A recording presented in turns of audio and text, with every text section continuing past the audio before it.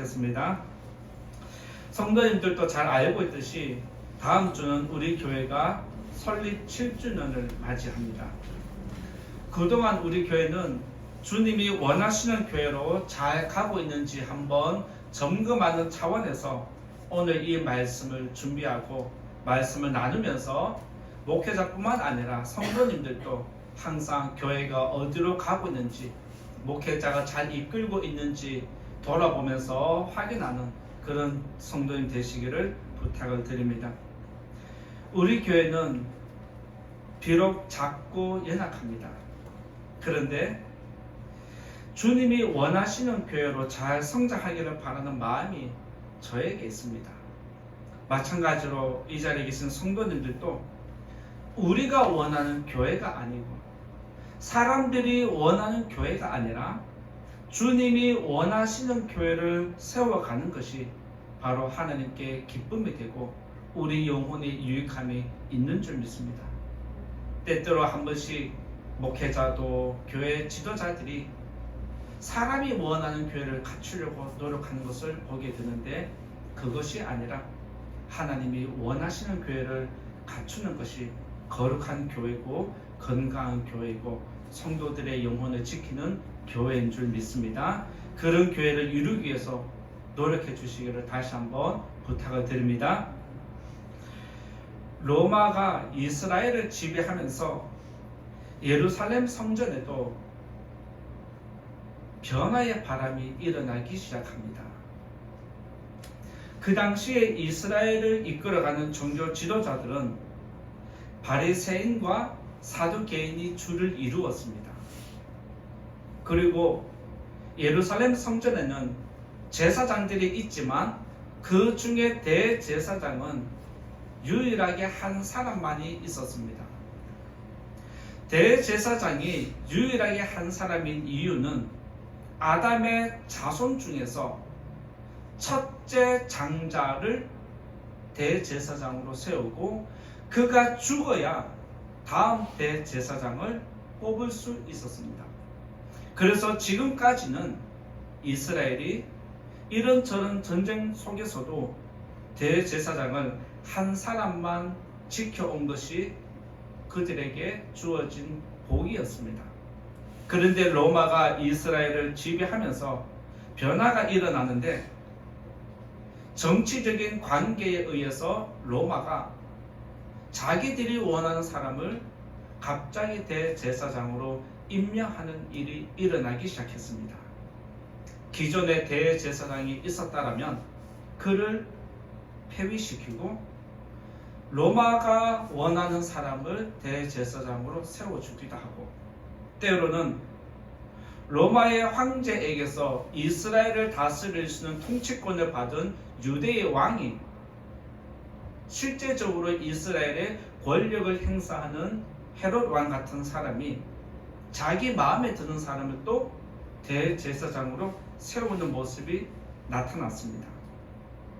그러다 보니까 시간이 지나니까 대제사장이 한 명이 아니라 전직 대제사장, 현직 대제사장, 증경 대제사장, 대제사장이 숫자가 계속해서 늘어나기 시작했습니다.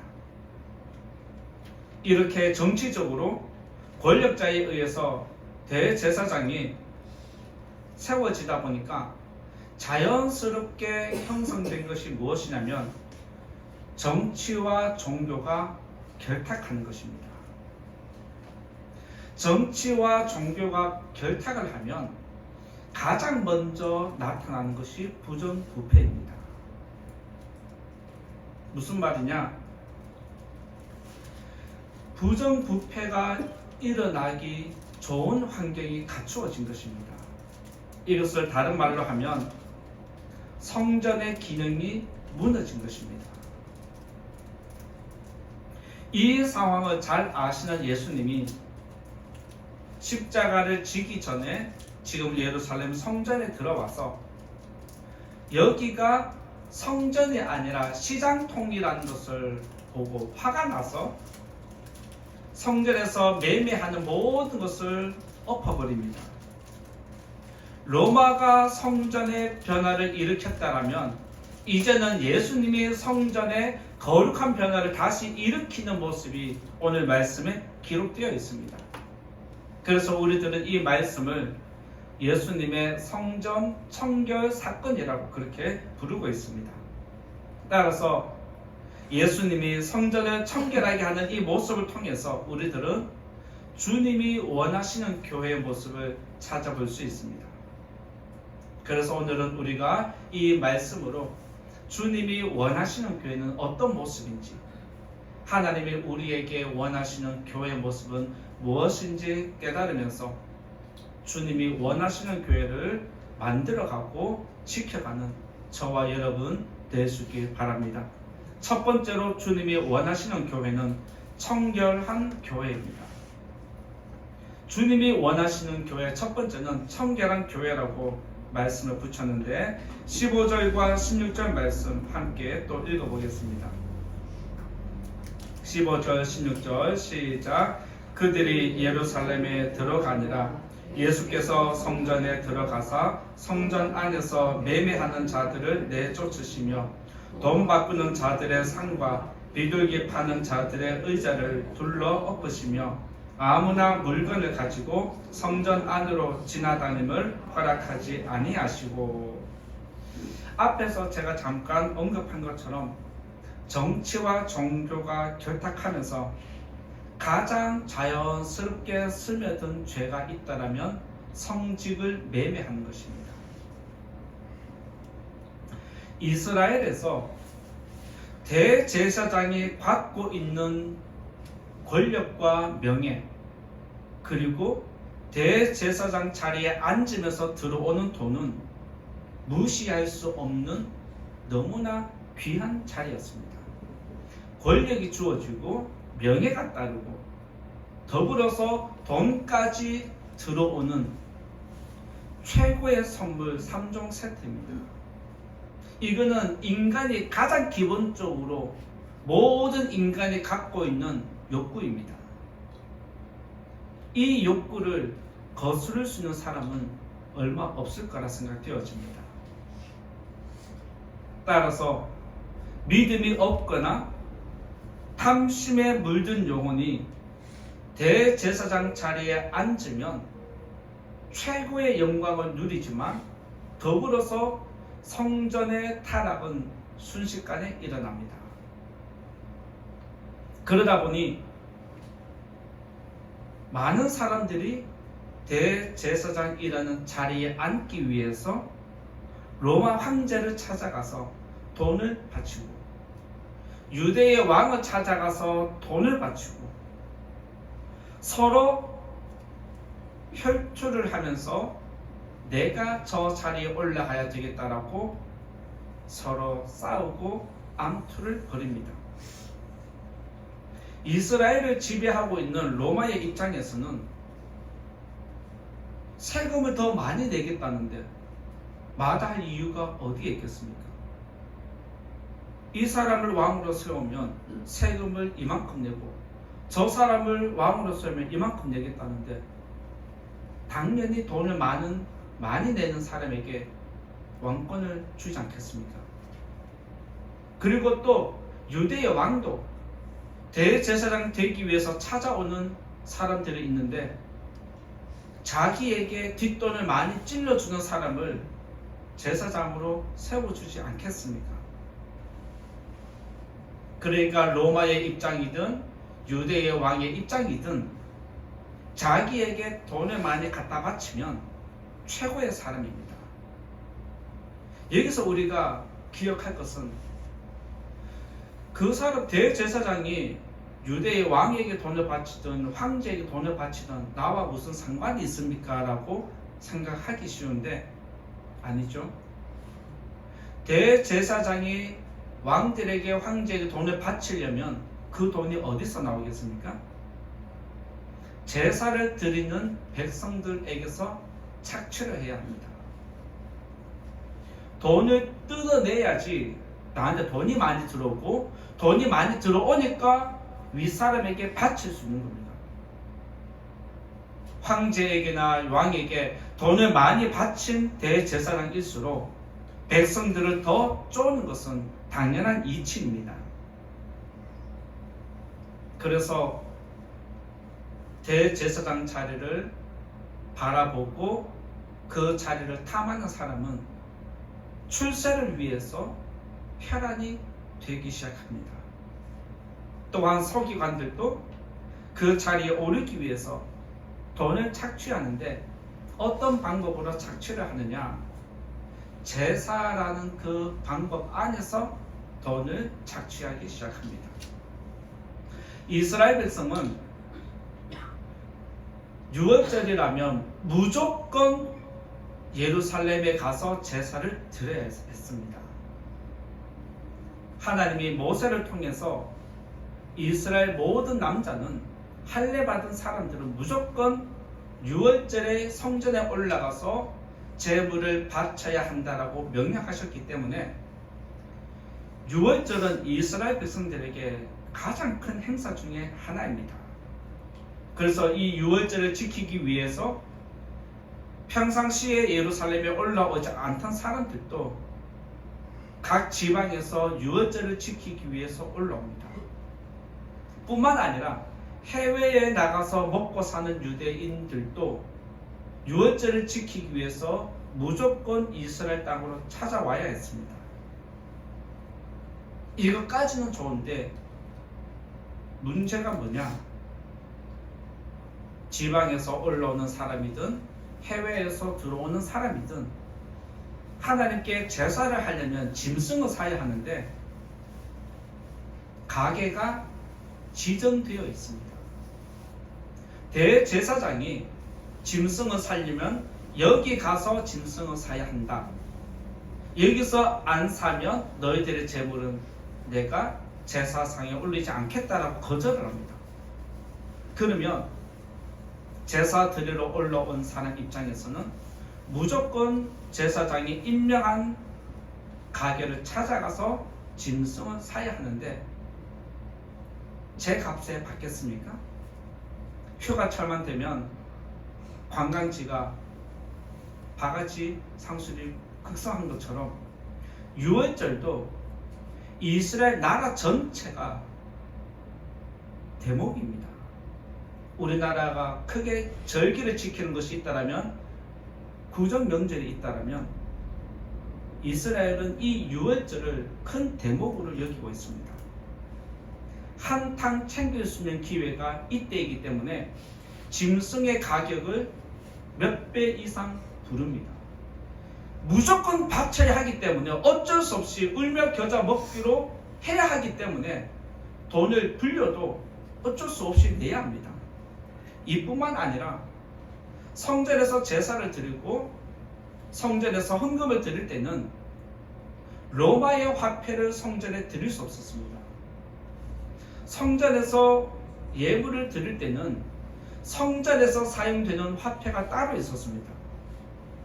평상시에 사용하는 돈이 아니라 성전에 바치는 돈이 따로 있었는데 그것을 바꾸려면 환전을 해야 되는데 환전 수수료가 말도 안 될 정도로 높았습니다. 그러니까 백성들은 평상시 가격보다 너무 높은 가격에 하나님을 만나야 하고 그들의 삶은 더 피폐해질 수밖에 없습니다. 이처럼 대제사장과 그 밑에 따르는 서기관들과 그 안에서 장사하는 이 사람들은 돈을 모으는데 혈안이 된 것이 사실입니다. 그러면 왜 성전에서 짐승을 이렇게 팔았을까요? 원래 성전에서 짐승을 팔지는 않았지만 지방에서 올라오는 사람들, 해외에서 찾아오는 사람들이 너무 불편해서 성전에서 짐승을 팔면 그 짐승이 싱싱하게 건강하게 좋은 것으로 무리하지 않고 힘들지 않게 쉽게 제사를 드릴 수 있는 편리성에 의해서 성전에서 짐승을 팔기 시작했습니다.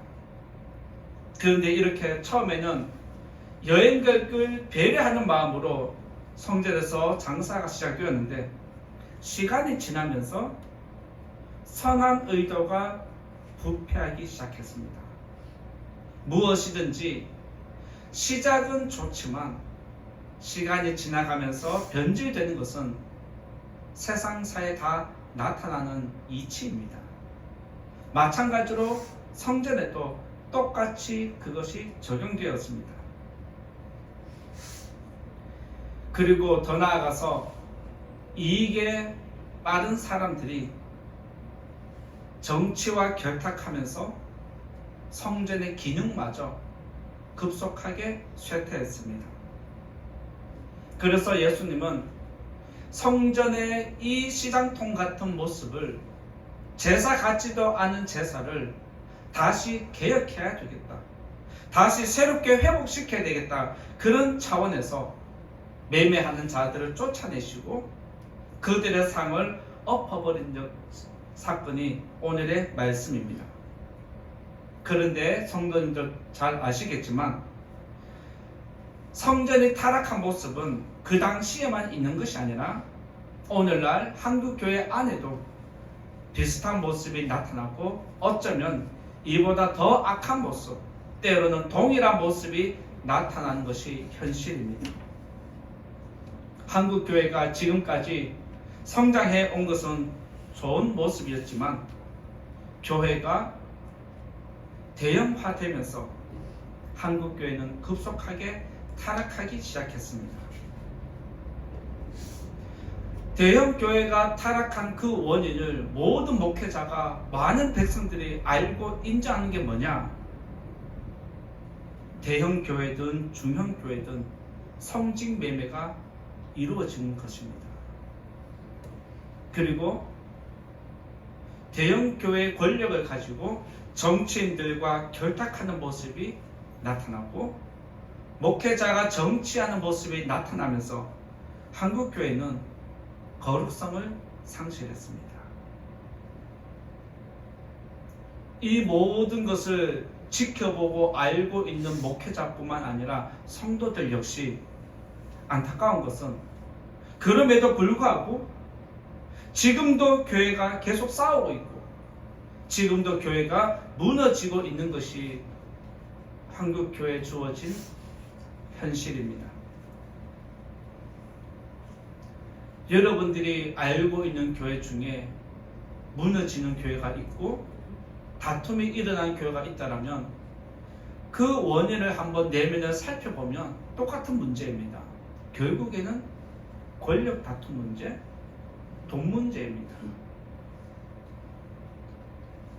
예루살렘 성전의 기능이 상실된 것처럼 한국 교회 역시 지금 교회의 기능이 상실되고 있는 현실입니다. 사도 바울은 디모데에게 목회를 할 때 너는 이것을 주의해야 한다, 정말 경각심을 가져야 한다라고 강하게 가르쳐 준 내용이 있습니다. 디모데전서 6장 10절에 보면 이런 말씀이 있습니다. 디모데전서 6장 10절에 돈을 사랑함이 일만 악의 뿌리가 되나니 라는 말씀이 있습니다.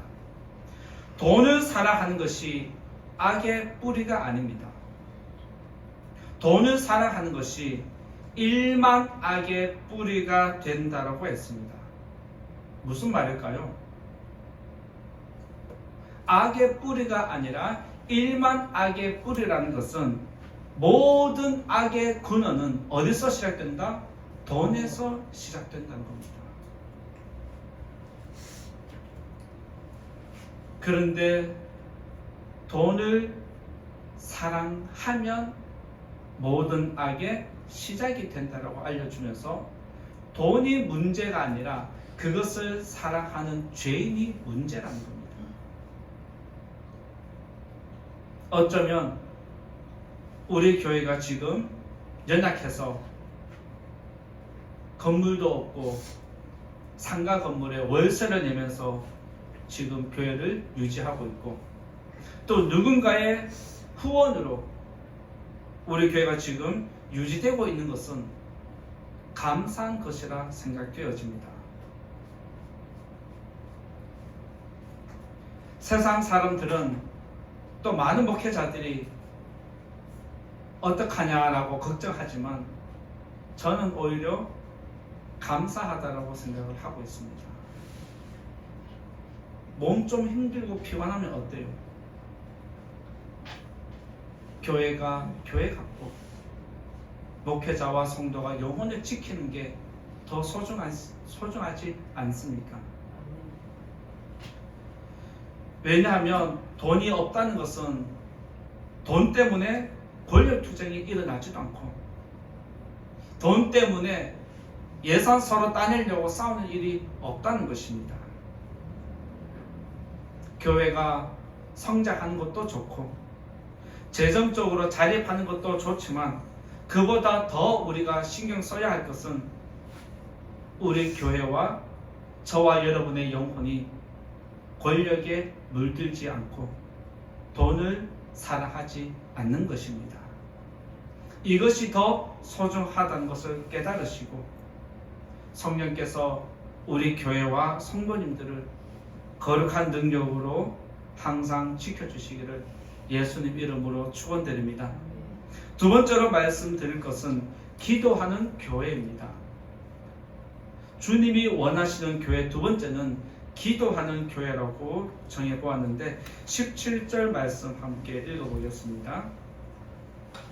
17절 시작. 이에 가르쳐 이르시되 기록된 바 내 집은 만민이 기도하는 집이라 칭함을 받으리라고 하지 아니하였느냐.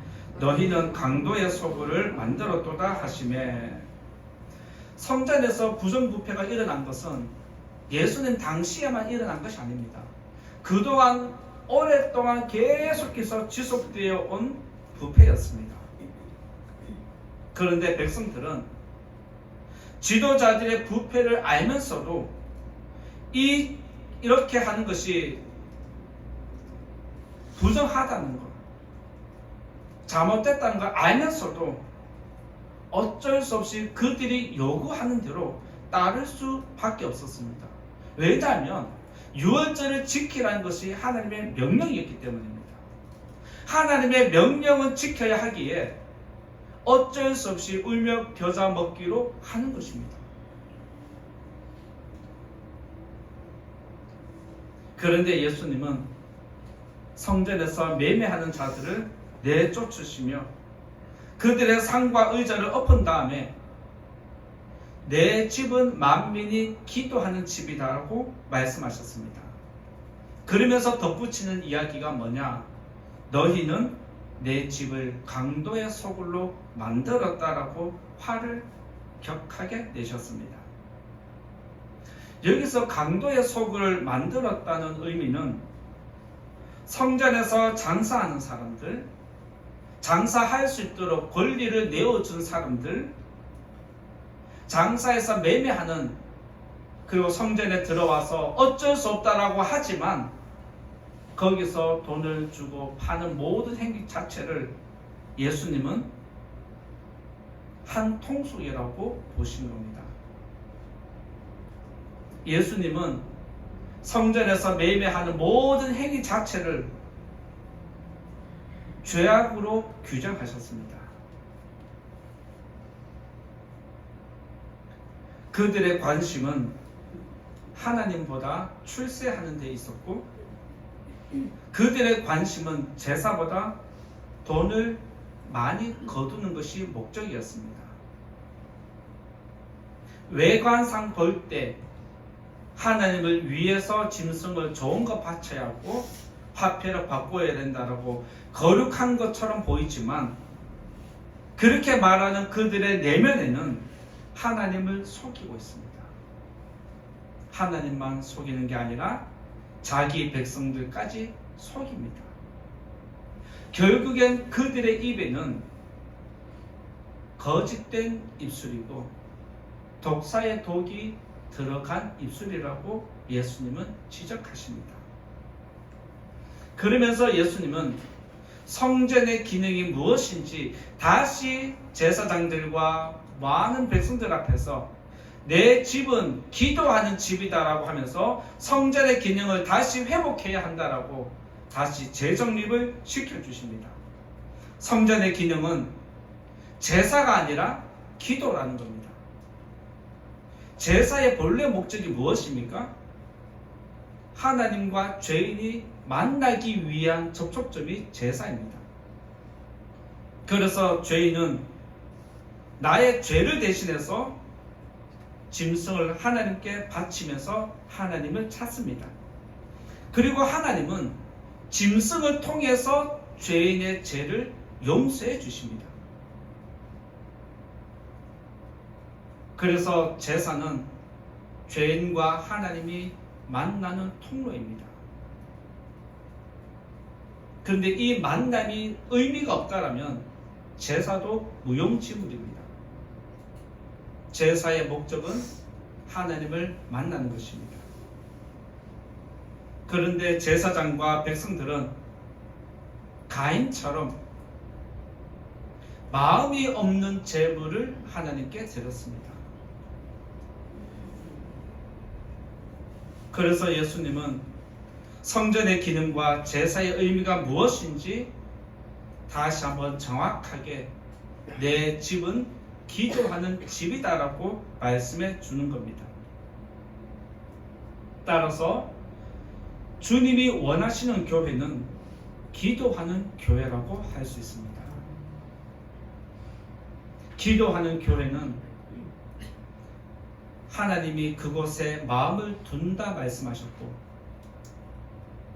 그곳에서 기도하는 음성을 내가 귀를 가까이 하고 듣겠다 말씀하셨고, 내 앞에 나와서 기도하는 백성은 내가 불꽃 같은 눈동자로 지켜보겠다 약속하셨습니다.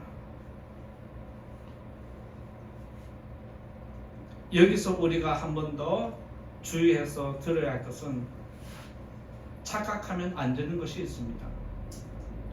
그러면 기도하는 교회는 어떤 교회를 말하는 걸까요? 기도하는 교회는 어떤 교회일까요?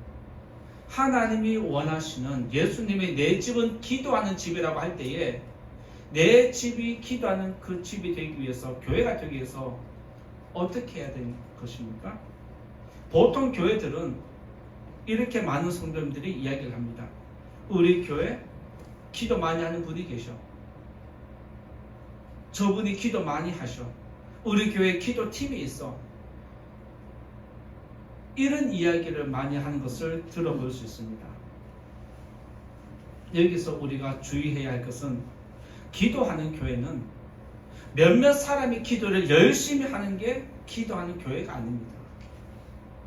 기도하는 교회라는 것은 그곳을 출입하는 모든 사람들이 진심으로 내가 죄인인 것을 인정하고 하나님 앞에 나와서 겸손하게 간절한 마음으로 나의 죄를 고하고 살려달라고 매달리는 것이 기도하는 집의 모습입니다.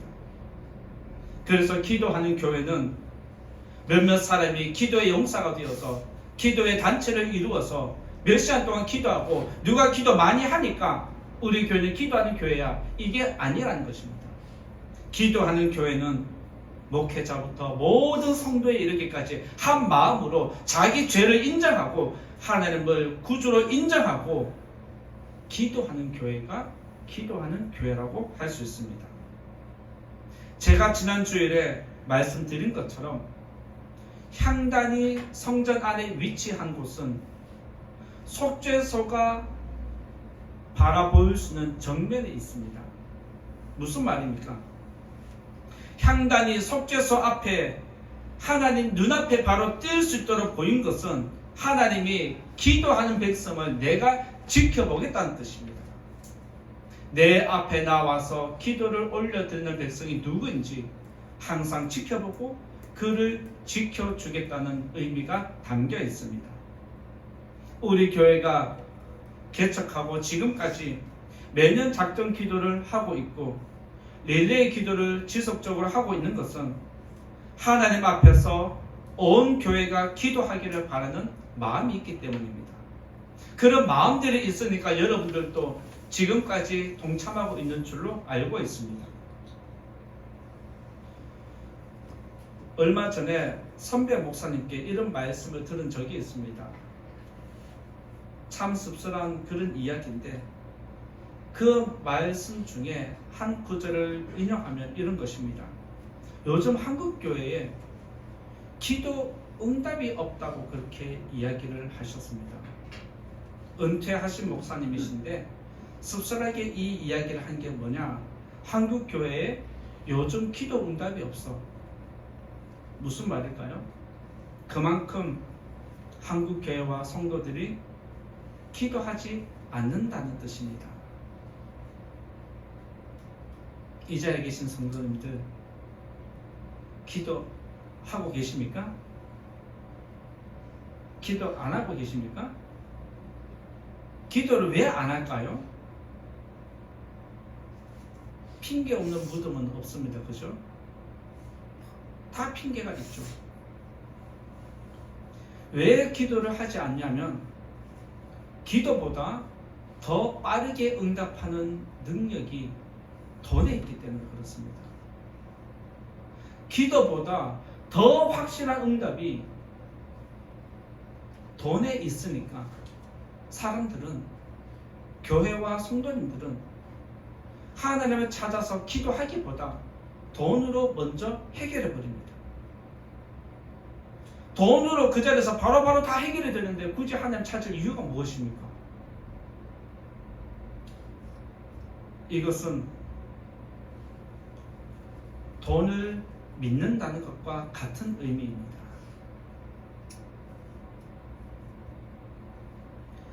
사람을 믿고 돈을 믿으면 기도하지 않습니다. 그런데 하나님을 믿는 교회와 성도는 항상 기도합니다. 이것이 다른 점입니다. 이 자리에 계신 성도님들, 하나님을 믿으시고 기도의 등불을 꺼트리지 않는 복된 영혼 되시기를 예수님 이름으로 부탁을 드립니다. 그리고 하나님을 믿고 기도의 불을 앞으로도 꺼트리지 않기 위해서 한 번 더 힘써 노력하는 저와 우리 교회가 되기를 예수님 이름으로 축원드립니다. 세 번째로 주님이 원하시는 교회는 어떤 교회냐? 세 번째는 주인 되시는 교회입니다. 세 번째는 주인 되시는 교회라고 그렇게 정해보았는데 18절 말씀 함께 읽어보겠습니다. 18절 같이 읽어봅니다. 시작. 대제사장들과 서기관들이 듣고 예수를 어떻게 죽일까 하고 꾀하니 이는 무리가 다 그의 교훈을 놀랍게 여김으로 그를 두려워하밀러라. 우리 주님이 원하시는 교회는 하나님이 주인된 교회, 예수님 본인이 주인되는 교회입니다. 예수님이 성전에서 매매하는 자들을 쫓아내고 한바탕 휘저은 것은 내 집은 기도하는 집이라는 것을 상기시키기 위함입니다.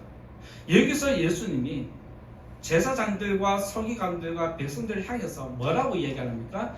내 집이라고 했습니다. 이것은 내 집의 주인은 누구라는 뜻일까요? 나라는 겁니다.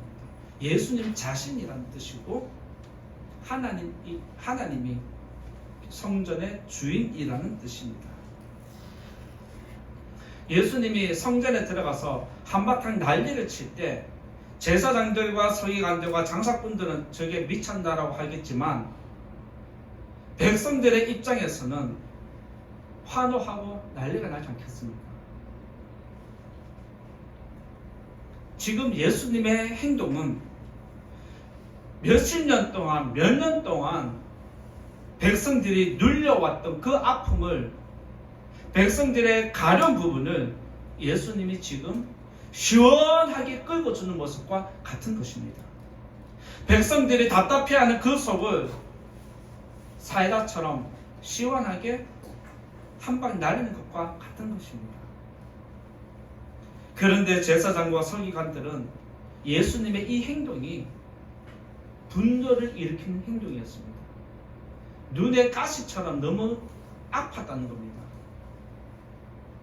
성전에서 매매할 수 있도록 자리를 내주고 뒷돈을 받고 바가지를 씌우도록 모든 걸 허용해 준 것은 제사장과 서기관들이었습니다. 예수님에게 한 방 먹은 이 사람들, 내가 최고인 줄 알았던 권력의 자리에 앉아서 떵떵거렸던 사람들이 예수님의 이 한 방에 충격을 먹습니다. 화가 나서 분노가 일어나서 예수를 죽이고 싶었지만 백성들이 너무 환호하니까 어쩔 수 없이 참고 있는 겁니다.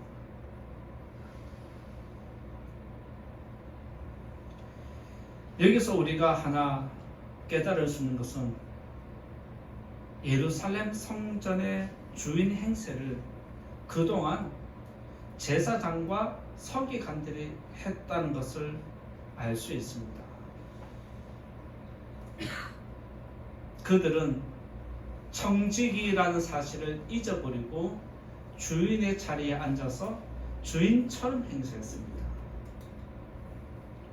만약 그들이 성전의 청지기라고 생각을 했다라면 처음에 여행객들을 배려하는 그 순수한 마음이 변질되지 않도록 최대한 노력했을 겁니다.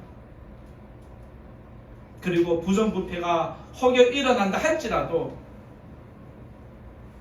감사를 통해서 검증을 통해서 부정부패가 만연해지지 않도록 관리를 했을 겁니다. 그런데 그들이 왜 관리를 하지 않았느냐? 자기들이 주인인 것으로 착각했기 때문입니다. 여기서 우리가 그들이 주인 행세를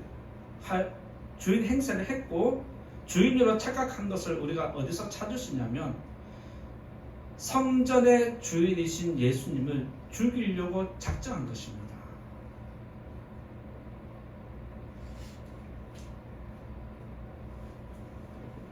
그래서 말씀에 보면 대제사장들과 서기관들이 듣고 예수를 어떻게 죽일까 꾀하기 시작했다고 이야기를 합니다. 태양이 두 개 존재할 수 없는 것처럼 하나의 태양이 떠오르는 그 태양을 기존의 권력자가 싹을 제거하는 것인데 성전의 주인이신 예수님을 제거하는 것입니다. 그러면 지금까지는 우리가 청지기였지만 주인인 것처럼 행세했지만 예수님이 죽으면 이제 자기들이 완전히 성전의 주인이 될 수 있기 때문에 예수님을 죽이는 데 혈안이 된 것입니다. 그들 손에는 항상 칼이 들려 있었고 그들의 한쪽 손에는 자기 이익에 따라서 판결을 굽게 하는 저울이 들려 있었습니다. 안타깝게도 오늘날 한국 교회를 살펴보면 교회의 주인이 누구인지 혼란스러울 때가 많이 있습니다. 어떤 교회는 목사가 주인인 교회가 있는가 하면 어떤 교회는 장로가 교회 주인된 경우도 보여집니다. 어떤 교회는 말씀에 있는 그대로 예수님이 교회의 주인된 교회도 있습니다. 여러분이 알고 있는 교회들 또 우리 교회의 주인은 지금 누구입니까? 사람이 주인된 교회는 은혜가 없고 항상 갈등과 다툼이 있습니다. 그 갈등과 다툼의 원인은 최고의 권력을 가지려는 권력투쟁과 모든 악의 뿌리가 되는 돈 때문입니다. 그런데 하나님이 주인된 교회는 은혜가 있고 서로 섬겨주는, 서로 품어주는 따뜻함이 있다는 것을 발견할 수 있습니다. 하나님이 주인된 교회는 먼저 목사가 말씀대로 살아가고 직분자들이 말씀에 순종하고 온 교회 성도들이 말씀에 순종함으로 말씀 안에서 하나가 되고 순종할 때 하나님이 주인된 교회로 인정하는 것입니다. 이 자리에 계신 성도님들에게 교회 설립 7주년을 앞두고 간절히 부탁드리고 싶은 것은 저 역시 말씀에 순종하는 목회자가 되기를 원하는 것처럼 우리 성도님들도 말씀과 기도로 여러분의 영혼을 잘 지키시고 주님이 우리 교회의 주인이 되도록 힘써 노력하는 우리 성도님 모두가 되기를 예수님 이름으로 부탁을 드립니다. 이제 결론의 말씀 드리고자 합니다. 성전의 기능은 제사가 아니라 기도입니다. 이것은 제사라는 형식이 중요한 게 아니라 진실한 마음과 믿음으로 기도하는 것이 중요하다는 의미입니다. 마찬가지로 교회의 기능은 예배가 아니라 기도입니다. 이것은 예배라는 형식의